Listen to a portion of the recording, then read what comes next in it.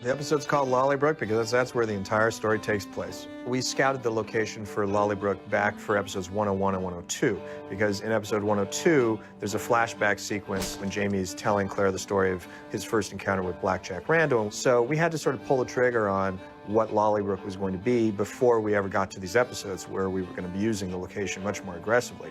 The interior of that particular building had not been cared for in many years. In fact, the floors weren't even in there, so we couldn't shoot physically inside the structure, and all the interiors of the house had to be built completely on our sound stages in Cumbernauld. Nonetheless, the house seemed to fit the mental image that we had of Lollybrook. Do you think life just started when the two of you walked through that door? Ginny and Ian are major characters in the Outlander mythology that will carry forward for many years. Laura Donnelly knew Sam Hewen beforehand. They'd gone to school together, so there was a familiarity there. And when she just came in and read, it was just like, oh my God, she's great.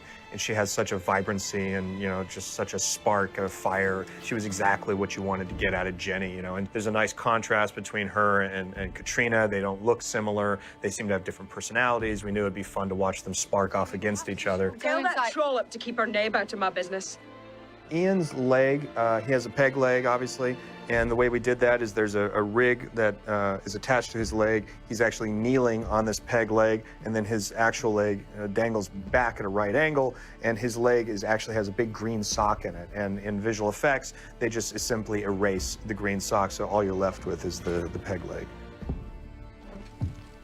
I am the laird of this estate now, and I do not need to discuss the running of it with my sister.